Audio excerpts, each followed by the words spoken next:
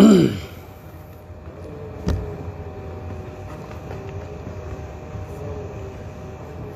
topiknya belum diketik nih.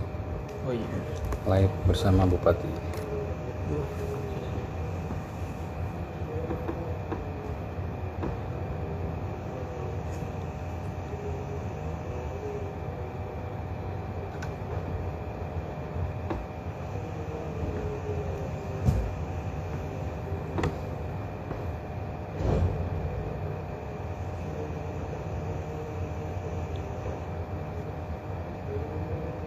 Terima kasih teman-teman yang sudah bergabung.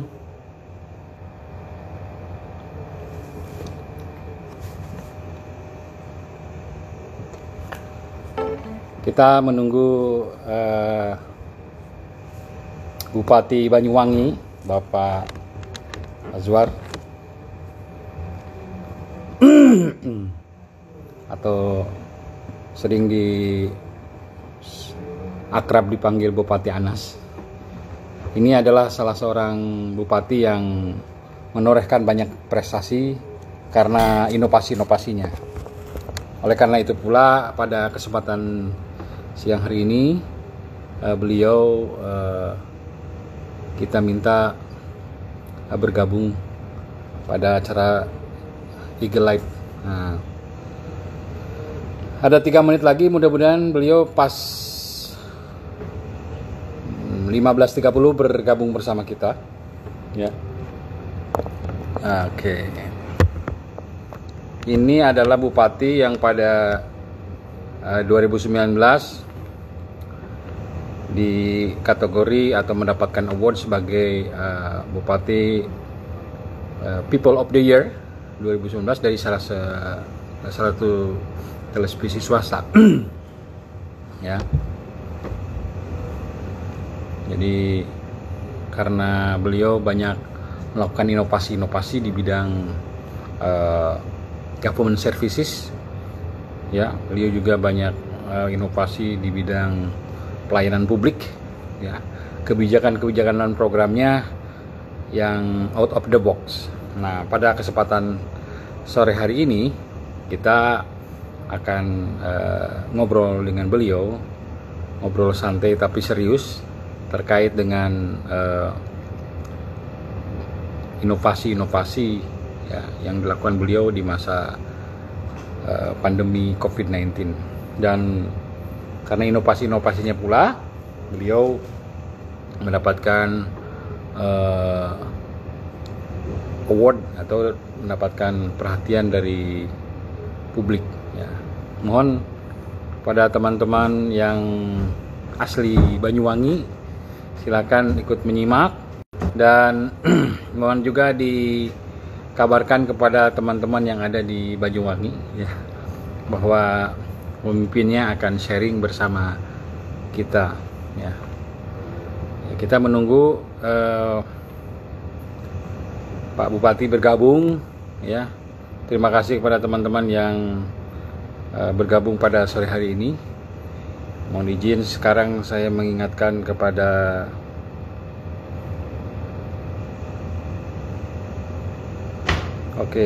saya mengingatkan kepada ajudannya, ya, sebentar, ya. Kita sudah live mengabarkan kepada Ibu Dini. Beliau adalah ajudan dari Pak Azwar, atau disebut dengan Bupati Anas, ya. Beliau akan bergabung dengan akun Banyuwangi_cab. Berarti ini official akunnya. Nah, saya mengabarkan dulu, silahkan Bu join live. Nanti saya undang join. Nah, belum, ya Pak Aye, kita ke Banyuwangi nanti lihat negeri di Arsawan. Oke. Ya, kita masih menunggu beberapa saat ini, lebih 1 menit mestinya pas. Ya, belum bergabung juga. Silakan teman-teman yang punya teman, yang punya sahabat, punya pacar, yang punya cem-ceman berasal dari Banyuwangi atau kawasan Tapakuda, untuk dikabarkan bahwa kita akan sharing dengan Bupati Anas, ya, atau saya telepon saja Ibu Dininya, ya.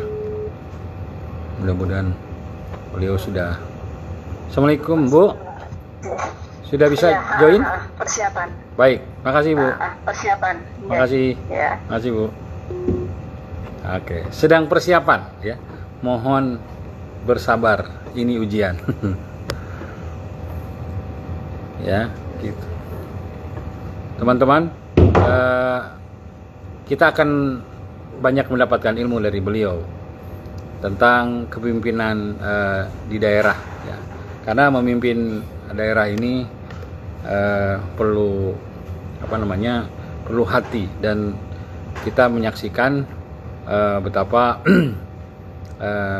dan direkam oleh catatan publik bahwa Pak Bupati Anas ini banyak melakukan terobosan-terobosan yang menginspirasi. Makanya banyak media-media ataupun lembaga-lembaga pelayanan publik yang mengapresiasi langkah-langkah yang diambil oleh Bupati Anas. Oke, kita masih menunggu. Beliau sedang persiapan, ya. Jadi pada kali ini kita akan ngomongin tentang modeling the new normal dari Bupati atau dari Kabupaten Banyuwangi. Seminggu lalu kita ngobrol dengan dengan Wali Kota Bogor, ya, Pak Bima Arya, dan dengan beliau kita sharing tentang ada the new normal dalam konteks kota. Nah, pada kali ini kita ingin mengambil pelajaran dari Bupati Anas tentang bagaimana beliau mengatasi pandemi dan juga melakukan adaptasi kenormalan baru. Nah, ya, lagi. Oke. Nah, ini masih menunggu. Beliau menggunakan akun resmi dari pemerintah daerah Banyuwangi. Jadi saya lagi manteng ini nih, karena bukan pakai akun bupati, bukan pakai akunnya Pak Bupati Anas ini, tapi menggunakan akun official Bupati Banyuwangi atau pemerintah, ya. Ini keren sih ini. Oke, belum juga, ya, belum bergabung. Ntar, saya mengingatkan terus ini dengan mungkin sudah sedang preparation, ya. Oke, ya, silakan terus dikabarkan kepada dunia bahwa sore hari ini kita akan menggali gagasan-gagasan smart dari Bupati Anas, ya. Ini adalah kuliah kurang lebih 1 jam, ya, bisa ya maksimum 1 jam, paling enggak 30 menit lah, ya. Kuliah bukan dari guru besar, tapi kuliah dari seorang yang day to day melakukan aksi nyata untuk rakyat, gitu ya. Kalau kuliah politik kan profesor, guru besar ataupun doktor politik kan hanya ngomong teori, bagaimana merumuskan kebijakan-kebijakan publik, ya, bagaimana melakukan langkah-langkah politik, manuver politik. Nah, kali ini kita bicara dan akan sharing dengan Bupati Anas tentang bagaimana sih real governing cities, ya, dalam hal ini pemerintah Indonesia, ya. Pemerintah Indonesia yang skala kecil yaitu Banyuwangi. Nah, ya, ini kita masih menunggu nih. Beberapa saat lagi udah kita lebih 6 menit nih, Bupati. Oke, masih persiapan. Saya sambil mantengin Instagramnya Bupati. Beliau tidak ngirim pidato dengan, tidak akan join dengan akun pribadinya, tapi dengan akun kabupaten. Nah, makanya saya sedang mantengin nama akun Banyuwangi. Nah, gitu. Jadi bukan namanya Kabupaten. Saya shout dulu ya. Ayo Bu. Saya mengingatin lagi ajudannya agar segera join, karena saya yakin para viewers sekalian, para followers Rakyat Merdeka sudah tidak sabar lagi ingin menyaksikan, ingin mendengar ya, inspirasi dari Bupati Anas. Oke ya, mohon bersabar ya kepada semua, karena mencari ilmu itu perlu kesabaran. Apalagi ini ilmu mahal, mahal. Nah, 1 menit Pak katanya. Oke, 1 menit ya, kita 1 menit. Saya udah hampir 10 menit nih memberikan pengantar ya. Mudah-mudahan tidak bosan dengan pengantar ya. Nah, ini ngirim video. Nah, mudah-mudahan video ini video keren. Gimana? Keren dari Banyuwangi. Nah, ini sambil menunggu menyaksikan. Oh, gini nih. Nah, ini video keren dari Banyuwangi. Ini salah satu ilustrasi aja ya. Nah, ilustrasi tentang inovasi yang dilakukan oleh Bupati Anas. Nah, keren kan? Ada wah, pokoknya kebersihannya, lalu aspek-aspek apa tuh namanya, pariwisatanya keren, lalu beliau juga keren dalam urusan mendesain desa-desa seperti kafe. Jadi pelayanan publik itu enak ya, misalnya. Nah ya, ini keren kan? Mudah-mudahan kita dikasih kesempatan main ke Banyuwangi ya, ongkos sendiri atau syukur-syukur diongkosin oleh Bupati Banyuwangi. Keren ya, wow. Yang sangat fenomenal dan mesti kita berangkat adalah ke apa tuh namanya, Negeri Diarsawan. Oke kan? Keren. Ya, itu hanya, mudah-mudahan video ini seindah warna aslinya, ya kan? Ini bukan hoax ya, tapi beneran ini. Jadi oke, 1 menit nih. Udah berapa menit nih? Video tadi udah 3 menit ya. Oh, 1 menit 30 menit. Mestinya sudah masuk. Jangan-jangan sudah masuk ke tumpuk. Belum. Bentar, udah masuk kan Bu? Mana? Go check left.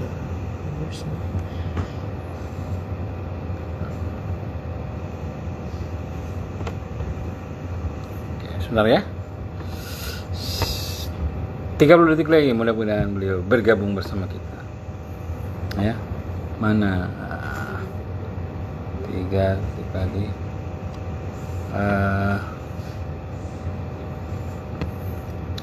Oke.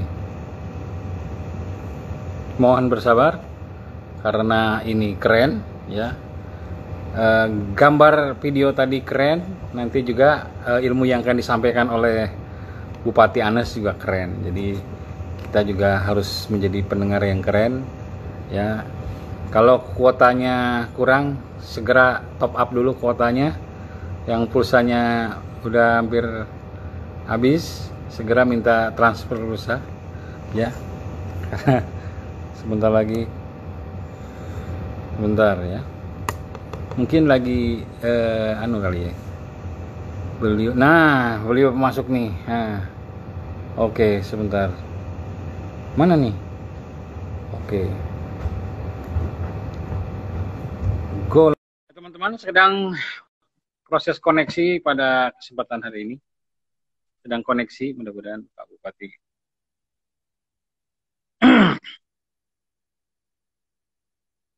Ya, ayo.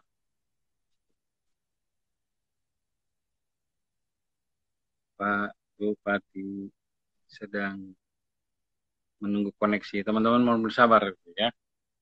Karena kita akan mendapatkan informasi tentang sebuah kabupaten yang punya negeri di atas awan. Nah ya, jadi kita pengen tanya, siapa tahu yang ikut live ini mendapatkan gratis. Nah ini gratis tiket ke Banyuwangi. Nah, ya.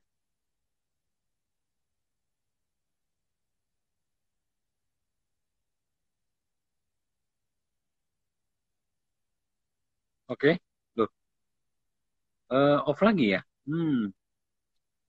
Sebentar. Tidak menghilang lagi.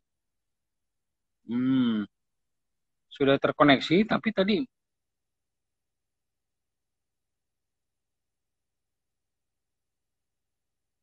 sebentar ya, sabar.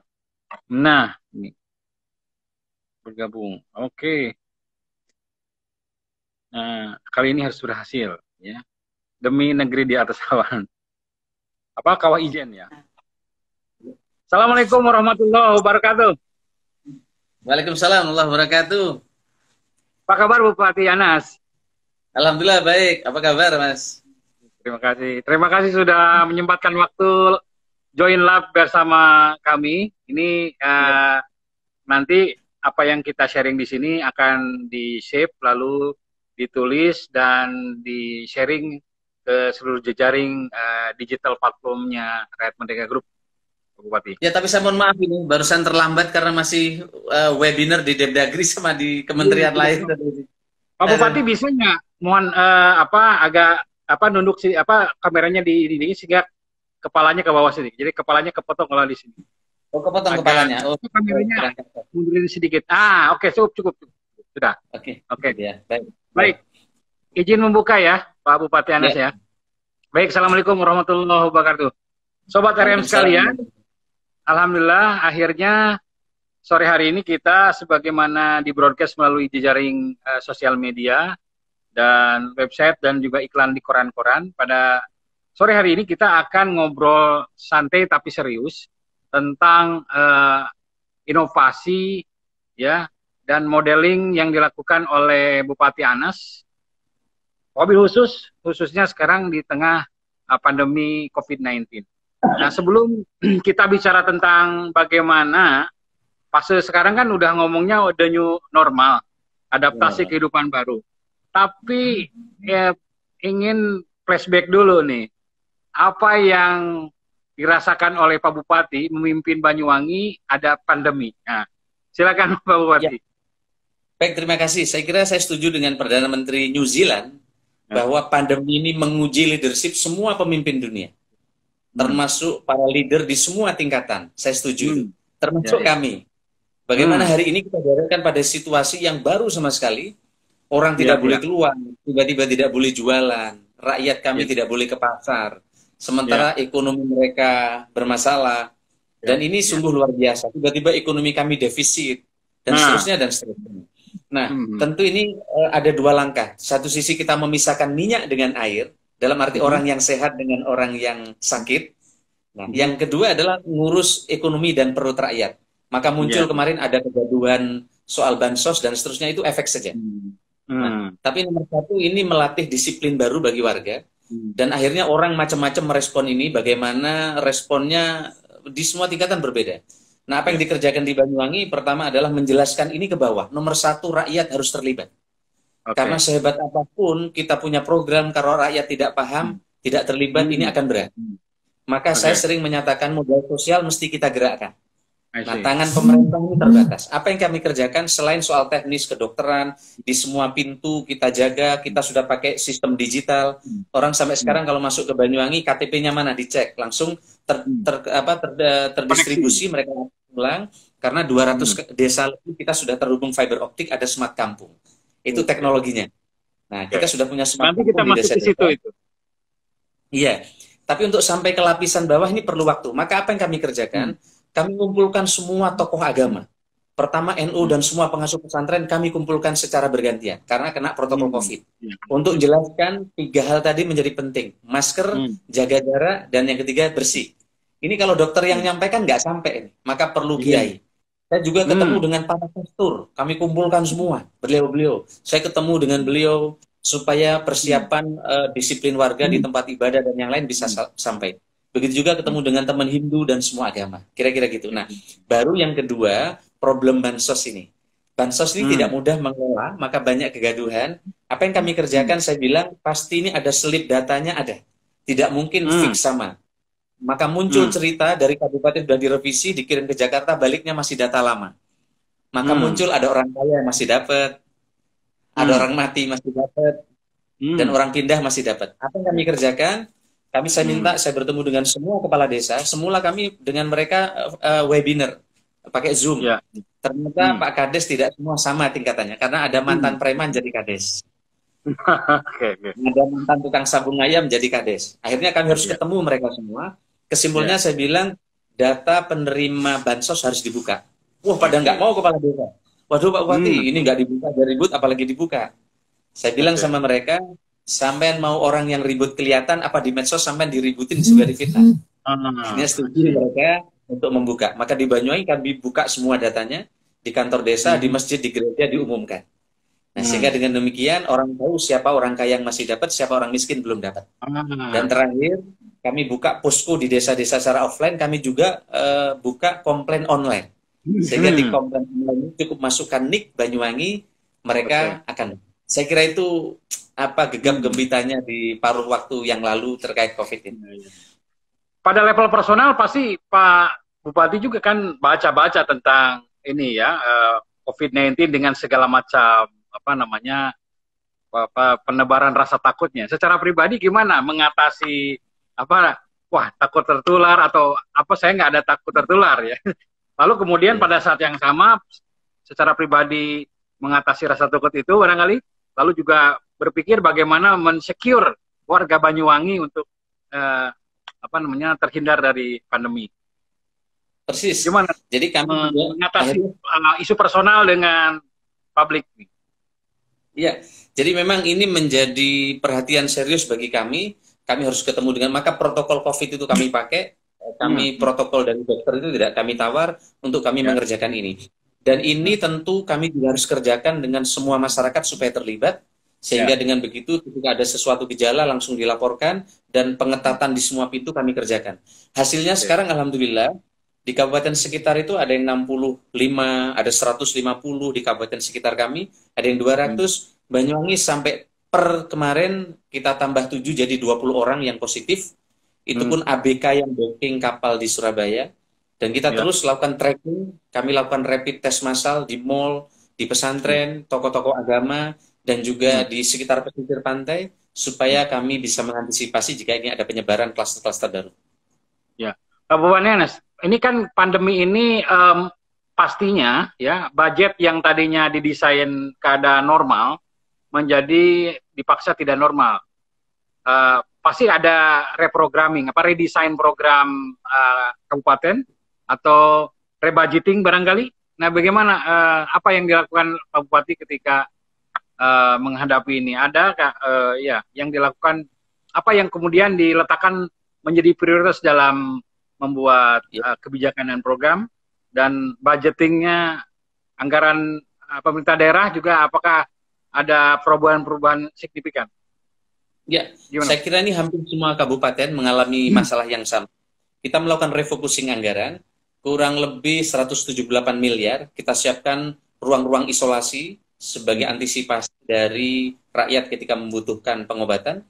Kami juga siapkan refocusing anggaran untuk JPS, dan juga kami lakukan anggaran-anggaran yang lain untuk antisipasi dari program ini. Dan kami hitung di Banyuwangi, kalau ini asumsinya 50%, kami PAD kami anjlok, maka Banyuwangi akan defisit kurang lebih 500 miliar. Kami juga siapkan refocusing anggaran ini, sehingga kami nanti bisa mengatasi berbagai problem yang mendasar yang ada di kabupaten. Kami sebenarnya juga telah melakukan beberapa upaya-upaya new normal baru, terutama lewat dari sisi agama dan pelayanan publik. Mungkin kalau ada video kami bisa diputarkan bagaimana new Sudah tadi normal pagi, pelayanan publik. tadi sudah ditayangkan tadi. Sebelum Pak Oke, Bupati masih sudah saya tayangkan kepada teman-teman ini. Keren sekali itu. Keren sekali. baik. Ada new normal pelayanan publik, ada juga new normal di sektor pariwisata, kira-kira gitu. Nah, Ya, kami ya. memulai dari pelayanan publik dulu dan tempat ibadah, strategi kami baru ke sektor pariwisata. Karena I see. ibadah dan pelayanan publik ini sektor dasar. Kalau ini sosialisnya dapat, bukan hanya new normalnya, tapi pesan yang harus sehat tadi harus dapat. Nah, kami juga lakukan ini webinar dengan semua pelaku pariwisata. Kami lakukan dengan Pok Darwis, organisasi warung, Ya, ya. kemudian tukang ojek, kemudian travel agent, karena ini frontline mereka. Saya tidak ada gunanya, saya paparan Banyuwangi siap kalau mereka tidak mengerjakan. Nah, dan ini istilah kami ini kita semua titik nol semua ini, kabupaten Ya, kota. ya. Dan kita Ya. harus bersiap, saya bilang seperti orang kalau lagi di sirkuitnya F1, ini lagi pit stop ini. Ya, ya, ya, ya. Lagi di Ya. pit stop ini kita kelamaan nggak? Ini nyetel peleknya semua. Ini cepet-cepetan semua. Nah, kalau kita cepet nyetel peleknya, kita jalan mungkin bagus. Nah, oleh karena itu saya sampaikan ke mereka, kalau sebelum COVID, jualan pariwisata itu adalah keramah tamahan, Ya. harga yang menarik, harga murah, sekarang tidak bisa lagi saya bilang ke mereka. Yang dijual bukan lagi harga yang bagus dan ramah tamah, tapi nomor satu yang dijual adalah kesehatan. I see, I Oleh see. karena itu maka saya bilang semua level ini harus menomorsatukan kesehatan. Bagi mereka yang takutnya ke Satpol PP, takutnya ke Dinas Pariwisata, pada waktunya akan dipinalti sama orang tidak akan hadir ke tempat itu. Nah, Jadi prakteknya, narasi yang dibangun itu, narasinya dulu dibangun ya. iya, Narasi iya. itu pada publik ya. Menarik, Yes. menarik. Ini mumpung orang pilihannya ada di sudut sempit, Pak. Dia tidak Ya, ya. makan dan tidak bekerja, atau dia makan buka warung tapi dengan syarat. Menarik, Nah, menarik. kalau nggak Menarik. sosialisasi, social distancing, pakai masker, itu nggak akan bisa jalan. Tapi kalau dihubungkan dengan perut orang, ini bisa jalan, Pak. Ya, ya, ya, ya, ya. Sama visit dan lain-lain. Nah, maka begitu juga ketika ini hanya dokter yang memberi arahan harus pakai masker, tidak terlalu masuk. Tapi ketika pendeta, romo, kiai, oh masuk gereja harus pakai ini, baru mereka. Nah, kira-kira gitu. Ini menarik nih, dan ini mesti jadi pelajaran bagi daerah-daerah lain, di kabupaten lain, tentang mendahulukan new normal di bidang keagamaan ya. Karena istilah Pak JK itu mestinya nggak mall dulu, tapi ini masjid ini loh sebagai roh bangsa ini. Nah, ini di level Banyuwangi sudah diimplementasi ya soal ini ya. Masjid, gereja, pura itu kami utamakan karena sosialisasinya langsung dari tokoh. Kiainya kalau pakai masker, yang lain-lain niru nanti kira-kira. Kita sudah sampaikan kiai nggak perlu salaman. Terus ya, harus santri pakai derek kiai. Iya. Santri. Nah, ya menarik juga. Begitu juga di warung, saya bilang ke mereka, karena ini jualannya kesehatan, maka semua destinasi pariwisata tidak boleh lagi buka 7 hari, saya bilang. Mau nggak mau harus ditutup. Berapa hari? Maksimum 5 hari. Selebihnya komunitas membersihkan, bagaimana waste manajemennya, bagaimana warungnya, dan seterusnya. Saya bilang, kalau sampean maksa buka, mungkin bisa jadi seminggu pertama ramai, minggu kedua begitu orang merasa tidak bersih, tidak aman, tidak akan datang lagi. Saya bilang gitu. Ya.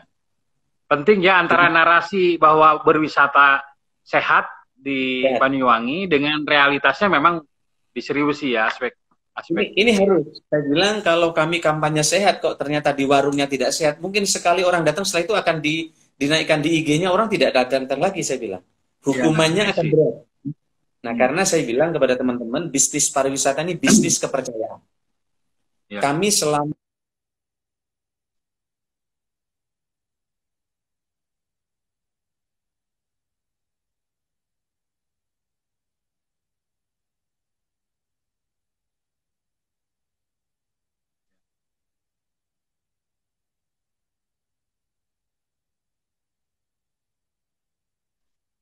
Halo Pak. Kira-kira itu. Pak, Pak, kalau kaitannya dengan digitalisasi di Banyuwangi itu kan bukan karena COVID-19 ya. Sebelumnya sudah Kabupaten Banyuwangi sudah famous dengan smart city ya. Nah, Smart kampung. ya smart kampung ya, Ya, artinya kalau istilah umumnya kan smart city, tapi untuk Banyuwangi khas smart kampung. Apa kalau digambarkan sudah sampai sejauh mana proses digitalisasi di Kabupaten Banyuwangi? Infrastrukturnya, lalu awareness masyarakatnya, lalu bagaimana dulu Pak Bupati mentransform masyarakat yang lebih melek terhadap pentingnya piranti digital ini? Ya. Di awal-awal sebelum saya menjabat jadi bupati, saya kira teman-teman dulu baca buku populernya Alvin Toffler, ya, bukunya Francis Fukuyama dan seterusnya. Bagaimana peradaban baru ke depan akan disongsong salah satunya dengan teknologi, kira-kira gitu. Nah, kemudian waktu itu kami rancang bahwa infrastruktur bagi Banyuwangi di kampung ini bukan hanya jalan, jembatan, bandara, dan pelabuhan, tapi sejak awal kami masukkan infrastruktur teknologi. Maka sejak 2014 ada program 1.500 titik wifi gratis. Zaman itu. Saya dikritik oleh orang dianggap ini pencitraan. Kemudian kami sadar bahwa ke depan ini penting untuk memberikan layanan. Bayangkan ada desa kami yang perlu 4 jam ke Banyuwangi. Kalau kota mungkin ya bisa dijangkau lah ya. Kemudian yang kedua, supaya ada keberpihakan ke kampung yang hebat, waktu itu ada pemaksaan namanya Smart City. Bahkan dari Kominfo sempat negur kami, panas untuk dirubah namanya Smart City, kalau enggak diikutkan lomba. Saya bilang, enggak di lomba juga enggak apa-apa. Saya tetap namanya Smart Kampung. Karena bagi saya, city yang smart itu biasa, stakeholdernya cukup. Ada kampus, ada perbankan, tapi kampung yang smart, itu menurut saya ini luar biasa, tapi perlu perjuangan berat. Cuman problemnya banyak orang kampung tinggal di Jakarta, setelah di Jakarta nggak mau ngomong kampung, maunya ngomong kota semua. Nah, betul. Kemudian tidak ada pilihan lain, ternyata wifi nggak cukup, nggak bisa mencetak layanan cepat. Maka kita kerjasama dengan salah satu vendor, kita pasang fiber optik ke seluruh desa. Bapak bisa bayangkan. Lebih andal ya? Iya, terhubung dengan fiber optik. Dan karena ini maka kami dimasukkan oleh Singapura menjadi Smart Network ASEAN. Dubes Singapura juga datang ke sini, dan kemudian teman-teman juga diundang di Washington DC atas biaya pemerintah Amerika Serikat. Nah, bayangan saya waktu itu yang diundang kan Bandung, kota-kota besar yang hebat, tapi yang diundang justru Banyuwangi. Karena dia melihat effort Banyuwangi yang ke kampung-kampung tadi. Bahkan kami diundang ke Korea, ke Jepang atas biaya pemerintah Korea dan pemerintah Jepang untuk mendengar cerita-cerita ini. Nah, awalnya susah karena desa itu berat. Di samping medannya, postur kepala desanya ini agak unik-unik. Jadi waktu itu saya mikir, kalau nunggu kepala desa bisa IT ini nggak selesai-selesai. Betul. Maka bagi saya tidak penting kepala desa bisa IT. Sehingga awal-awal banyak iPad dibeli oleh dana ADD, tapi kepala desa hanya bisa bawa iPad tapi ngoperasikan nggak bisa. Saya tidak penting itu, tapi yang penting ada goodwill. Di dana ADD, bukan dana DD. Dana DD ini dana dari pusat, ADD ini pendamping yang disiapkan oleh kabupaten, biayanya 10%. 10%. Dari situ maka saya bilang, oke, nggak masalah, tapi yang penting wajib ada 2 operator teknologi di desa yang dibiayai oleh desa. Sehingga goodwill ini bisa jalan.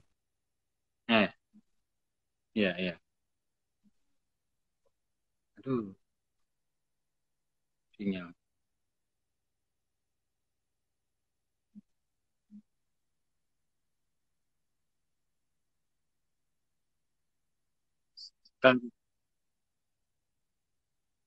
Ya. Silakan Pak Bupati. Ya, jadi saya merasa tertantang awalnya tentang ini, tetapi sekarang sungguh bagi kami ini menggembirakan karena apa? Hampir semua data, bahkan di sana ada layanan ATM Anjungan Mandiri yang itu menjadi tempat studi banding dari banyak kabupaten kota seluruh Indonesia untuk memasukkan NIK, masalahnya apa langsung ngeprint di tempat itu. Meskipun kepala desa tidak ada di tempat, dia bisa tanda tangan elektronik. Dan ini di seluruh desa di Banyuwangi. Sehingga desa-desa ini sekarang, Pak, kami hampir merata menjadi jujukan studi banding. Bahkan ada satu kabupaten ngajak BPD dan kepala desa itu sampai 300 orang selama 4 hari. Pak, ini kaitan dengan digitalisasi itu kan memangkas birokrasi ya. Menurut apa hasil evaluasi dari Pak Bupati, berapa persen anggaran karena apa namanya elektronik ini, apa digitalisasi ini bisa memangkas budget atau paling enggak efisiensinya apa namanya anggaran dalam hal ini tidak ada Ya, apa istilah misius atau ya, karena kan semua go digital gitu. ya. Mungkin persentase kita angkanya tidak bombastis ya, sekitar 20 Ya. sekian persen. Tapi efisiensi bagi rakyat yang luar biasa. Hmm. Ya. Rakyat tidak perlu lagi ke kota. Sebenarnya kami sudah punya namanya pelayanan publik. Mall pelayanan publik itu mungkin sebenarnya kami suka paparkan fotonya. Itu pertama di Indonesia untuk tingkat kabupaten. Kami belajar dari Georgia dan Azerbaijan sebagai negara paling bagus pelayanan publik di dunia. Di situ ada 201 izin di satu tempat langsung bisa dilakukan layanan. Dan sekarang kami siapkan juga pasar pelayanan publik. Jadi sebenarnya yang paling efisien adalah rakyat tidak perlu lagi ke kota karena cukup ada banyak hal bisa diselesaikan di tingkat desa. Ya, ya. Pak, ini seberapa tahan apa namanya sustainable nggak ini sistem yang telah dibangun Bapak untuk Banyuwangi ini?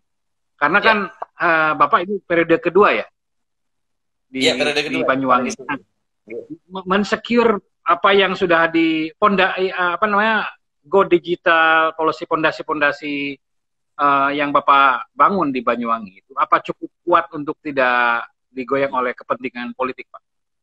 Ya, menarik misalnya sekali. Kalau penerusnya, mudah-mudahan penerusnya adalah anak didik, ya, anak ideologisnya Bapak. Tapi seandainya misalnya dari partai lain yang tidak, tapi apakah cukup birokrasi yang sekarang, struktur yang sekarang cukup aman men-secure ini Pak, fondasi ini? Ya, saya setuju ini pertanyaan penting dalam regenerasi kepemimpinan, apalagi kepemimpinan politik ya, kan kami ini pejabat politik, siapa aja bisa diterima. Kami banyak belajar di tempat lain bagaimana legacy-legacy itu diruntuhkan karena berbeda partai, kemudian berbeda orang yang menjabat. Nah, belajar dari sini maka yang kami bangun di Banyuwangi sistem, bukan orang. Oke. Yang kami bangun ini sistem, Smart Kampung ini sistem. Ada sistem, ada efisiensi, sehingga siapapun akan terlibat, sehingga kami yakin kalaupun nanti yang terpilih berbeda pandangan politik atau berbeda dengan kami, sistem ini tetap akan jalan. Karena rakyat sudah menikmati, rakyat sudah bisa melihat di dashboardnya apa yang mereka dapatkan, apa yang harus mereka kerjakan. Jadi kami ini membangun sistem, insya Allah siapapun penggantinya nanti, ini akan tetap jalan karena sistem ini adalah sistem yang netral. Yang kedua adalah, bangga kami adalah kami telah merekrut SDM-SDM handal di Banyuwangi. Sejak 2010, waktu itu sistem rekrutmen tidak pakai IP, Banyuwangi satu-satunya Pemda yang merekrut untuk urusan-urusan tertentu IP harus 3,5 jadi PNS di Banyuwangi. Dan kami tes secara transparan, di mana orang di luar orang tua LSM tahu nilainya dia berapa, sehingga tidak ada intervensi dari bupati. Karena saya sampaikan, sekali penerimaan pegawai ini ada intervensi, negara akan rugi 35 tahun minimal. Dan kami tidak dapat SDM yang handal. Dampaknya apa, Pak sekalian? Alhamdulillah, sistem yang kami buat yang canggih-canggih ini tidak ada satupun yang dari konsultan. Semua dibuat oleh staf Pemda Banyuwangi. Iya, penting itu. Pak, ini infrastruktur Banyuwangi yang sebelum COVID-19 sudah begini, seberapa berkontribusi besar terhadap mempermudah handling wabah ini, pandemi ini? Baik, terima kasih pertanyaannya. Saya kira luar biasa ini. Pertama adalah di dalam posko-posko kita ada posko pantau, Pak. Setiap orang masuk keluar. Bapak bisa bayangkan Banyuwangi ini kabupaten terluas di Jawa Timur. 5.000 di Indonesia, 5.800 km. Ada orang dari Bali, orang dari Pantura dan dari selatan. Ini kalau cuma manual, Pak, waduh repot sekali. Tapi sistem ini kami cukup masukkan di sistem digital, KTP-nya dimasukkan di sistem kami, langsung akan terdistribusi ke sistem semua desa ketika orang itu akan pulang ke kampungnya. Yang pertama, jadi ini sistem checkpoint dengan sistem digital, insya Allah di Banyuwangi yang terdistribusi sampai ke tingkat desa, sehingga Babinsa, Babin Kamtipmas, Pak Kapolresta, Pak Dandim dengan mudah mendeteksi. Yang kedua, ketika ada keributan data bansos, ya, data bansos, kami sangat terbantu sekali karena di entry nama, nick-nya tidak mungkin tumpang tindih. I see. Karena kalau tumpang tindih di tingkat desa langsung nyala, alarmnya nyala. Jadi kami terbantu sekali. Makanya kami nggak bayangkan teman-teman yang di banyak daerah yang ada data yang harus pakai manual pasti akan pusing. Ini saja Iya, Pak. kami ngelebur. Saya kira gitu. Iya, betul itu ya. Nah, oke, sekarang bayangkan Bapak kalau diundang oleh kabupaten lain, itu apa yang akan Bapak lakukan? Misalnya ada bupati yang baru terpilih, ya kan, dan ingin Pak Anas sebagai konsultan. Kira apa yang penting dilakukan oleh kamu mesti begini gitu ya, langkahnya. Coba Pak gimana? Ini nanti akan di-share kepada bupati-bupati yang Iya, nanti sebenarnya- akan terpilih ya. Iya. Sebenarnya banyak sekali pertanyaan-pertanyaan ini. Maka saya nulis buku. Ada buku namanya Anti Mainstream Marketing yang diterbitkan Gramedia. Kemudian kami nulis buku yang baru diterbitkan Mizan itu Kreatif Kolaboratif. Tapi Oke. kira-kira begini. Pertama yang harus dilakukan adalah bentuk teamwork di birokrasi yang solid. Oke. Istilah saya itu lebih butuh super team dibanding Superman. Super team ini penting di birokrasi karena birokrasi kalau solid ini akan menjadi kekuatan dahsyat untuk memberikan pelayanan kepada publik. Oke. Karena kunci dari birokrasi ini adalah melayani rakyat. Tapi rumusnya bupati dan wakil bupati tidak boleh berbeda. I see. Harus rukun. Sehebat apapun kami bicara tentang reformasi birokrasi, kalau bupati dan wakil bupatinya tidak rukun, tidak sama, ini akan membelah birokrasi. Ya. Ini mudah disampaikan, tapi butuh ketekunan untuk mengerjakan dan kesungguhan. Gitu. Karena mesti ilmunya ilmu mengalah untuk menang ya Pak. Iya, setelah menang itu yang penting. Kalau menang mungkin sebentar, tapi setelah menang rukun. Nah, saya ini 2 periode, wakil bupati saya sama. I see. Tidak berubah. Itu kunci ya Pak ya, kunci ya. Duet ini ya, pasang ini. Ini tidak ada di teori, tapi ini di prakteknya nyata. Oke. Karena kalau bupati sama wakil bupatinya berbeda di belakang, ini terbelah birokrasi dan itu menyebabkan instabilitas di dunia birokrasi. Itu Maka penyakit pemerintah daerah, Pak. Iya. Yang kedua, rumus saya itu gini. Saya waktu pertama kali menjabat, saya akan melawan incumbent ini. Nah, sebelumnya ada kelompok ini, kelompok itu. Nah, begitu saya menjabat jadi, saya tidak melakukan mutasi sampai 7-8 bulan. Ya. Nah, semua saya rangkul, saya ajak, karena ini penting soliditas birokrasi untuk menuju teamwork tadi. Yang lain-lain setelah birokrasi solid dan seterusnya, menurut saya memang visinya harus ada skala prioritas. Karena tidak mungkin APBD yang terbatas, semua ini terbatas, kalau semua dibiayai hasilnya tidak kelihatan. Ini di buku saya tulis, jadi program prioritas itu menjadi penting untuk ditentukan, diputuskan. Karena kalau tidak nanti tenaga kita nggak cukup kalau tidak punya skala prioritas. Itu saya kira. Pak, ini juga penting nih Pak. Bagaimana leadership ya tidak terganggu oleh misalnya partai yang mengusung ya atau janji. Nah, itu juga itu yang jadi isu ya ini. Ya pandemi kita udah lihat lah ini. Di video-videonya rasanya publik nanti lihat pokoknya teman-teman ya nonton video ada beberapa video yang dibuat oleh pemerintah Kabupaten Banyuwangi itu kaitannya dengan penyelesaian new normal. Tapi ini kita lebih tertarik ngomongin ini karena ini sebentar lagi ada pilkada serentakan Pak Bupati. Nah itu gimana itu mengatasi permintaan-permintaan dari partai-partai yang dulu mengusung misalnya. Nah, itu penting karena ya kaitannya dengan ini kan mau membangun kota, membangun kabupaten kan. Nah ini biasanya diganggu oleh itu. Nah, gimana tips dari Pak Bupati Anas? Kita menyampaikan dengan baik kepada partai-partai pengusung, terutama di awal. Saya begitu di awal jadi kan biasanya dari tim ini ada ini daftar camat harus diganti. Ini kepala dinas harus diganti karena tidak membantu. Nah, ini harus diajak duduk baik. Memang marah awalnya, tapi setelah mereka kita jelasin, tentu mereka pelan-pelan akan paham. Dan program kita tidak semuanya kadang disetujui oleh DPR di parlemen. Misalnya ketika kami menggelar festival, padahal festival ini adalah menjadi instrumen kami untuk melakukan konsolidasi dan seterusnya. Apa yang kami kerjakan, selain kami menjelaskan, setiap 6 bulan kami melakukan survei. Kami niru di pemerintah di Eropa, di Amerika. Kami libatkan lembaga-lembaga kredibel nasional yang sering muncul di TV itu. Bayangkan, kami 9 tahun, setiap 6 bulan kami survei kebijakan publik kami. Oke. Mungkin ada orang tidak setuju dari tokoh politik dan parlemen. Kami survei, rakyat suka apa enggak? Oh, jadi itu jadi sandaran ya? Hasil survei itu sandaran action ya? Iya, riset ya. Karena penting menurut saya, karena kita tidak bisa hanya katanya ini katanya. Contoh misalnya ketika saya menggelar Banyuwangi Festival, itu DPR sampai tahun kedua belum setuju ke kami. Karena dianggap itu. Padahal itu mendunia loh Pak. Mendunia awalnya. Nah ini kan Bapak cerita yang nggak enak tadi saya ceritakan. Jarang ada yang nanya gini. Nah mereka tidak setuju. Begitu tidak setuju kami survei. Ternyata 5% rakyat setuju. Wow. Saya ngikutin ini. Nah dan saya sampaikan ke Dewan. Akhirnya terbelah mereka. Ada yang setuju, agak ya udah hanya kira-kira gitu. Dan kami setiap 6 bulan ada kritik misalnya orang tentang ini selain Dewan yang setuju, ada orang kritik ke saya pelayanan kesehatan kami tidak bagus.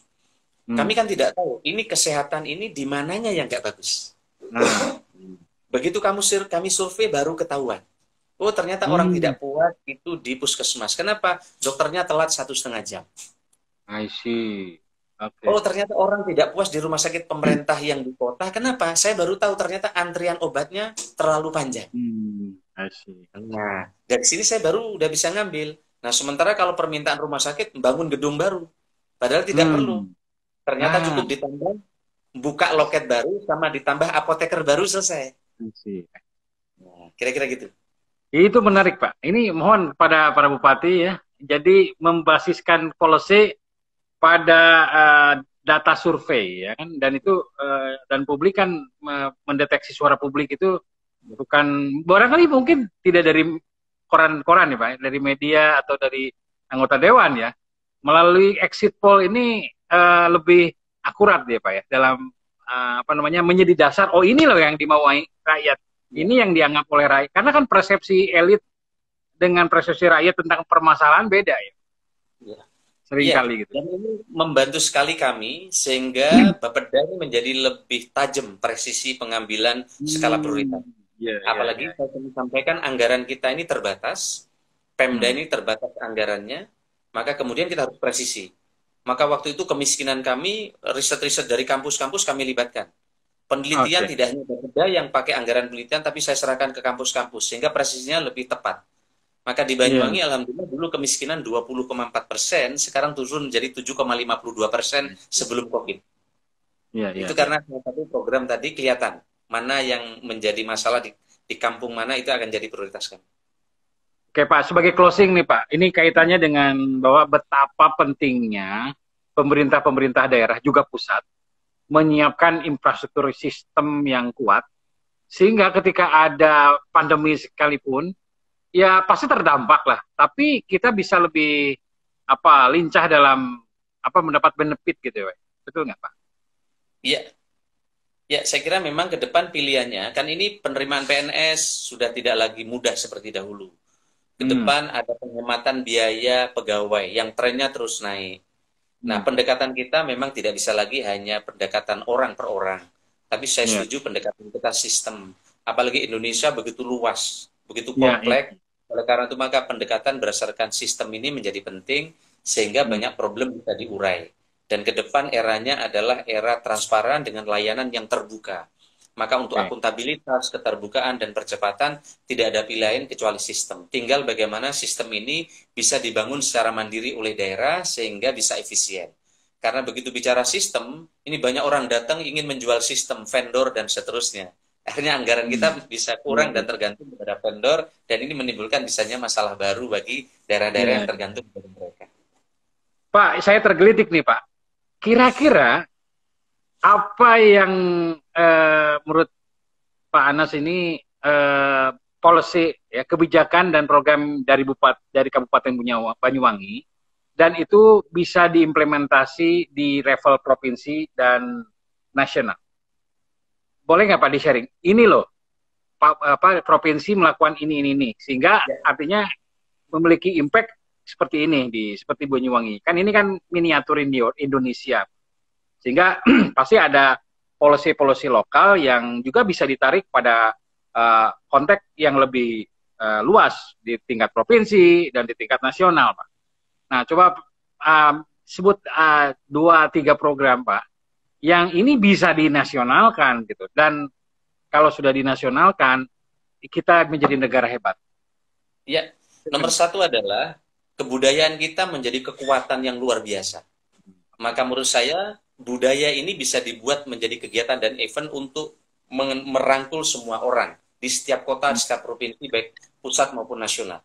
Bapak kalau lihat ada 100 event kami, mayoritas adalah budaya, dan kami tidak pakai IU, kami tidak pakai desainer dari kota-kota lain, tapi desainer lokal, kelompok-kelompok lokal kita libatkan, sehingga gotong royong menjadi tumbuh.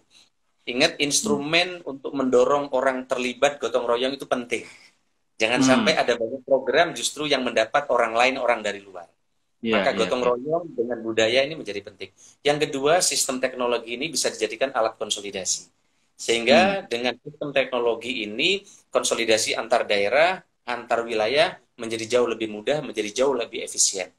Yang ketiga menurut saya adalah bagaimana mendorong gotong royong ini tumbuh, salah satunya adalah bahkan semua tokoh agama, tokoh masyarakat untuk menggerakkan banyak hal. Dan ini kami sudah kami terima manfaatnya di daerah. Dulu Banyuwangi di Depdagri itu kinerjanya ranking 156. Sekarang kami ranking 4 untuk kinerja dari seluruh kabupaten seluruh Indonesia. Dan ini adalah gotong royong. Jadi kira-kira itu dari saya. Karena waktunya terakhir sekali. Nasihat atau pesan untuk masyarakat Indonesia dari Banyuwangi kaitan dengan menyongsong the new normal. Ya, saya kira tidak ada pilihan lain kecuali kita harus berdisiplin. Pemimpin ini hanya menghimbau, kuncinya disiplin kita. Itulah yang saya sampaikan. Disiplin menggunakan masker, disiplin jaga jarak, dan juga disiplin untuk selalu bersih. Kalau ini disiplin ini bisa kita kerjakan, maka insya Allah new normal ini akan sukses. Dan tentu dengan pemimpin yang kerja keras dan sabar. Karena sekarang ini butuh kesabaran tingkat dewa. Kita kerjakan oleh para pemimpin, bukan sedikit yang disalahkan. Kan kita perlu kesabaran. Baik, Pak Bupati Anas, terima kasih banyak sharing bersama kita semua. Nanti ini akan di-share di jejaring digital Rakyat Merdeka Group.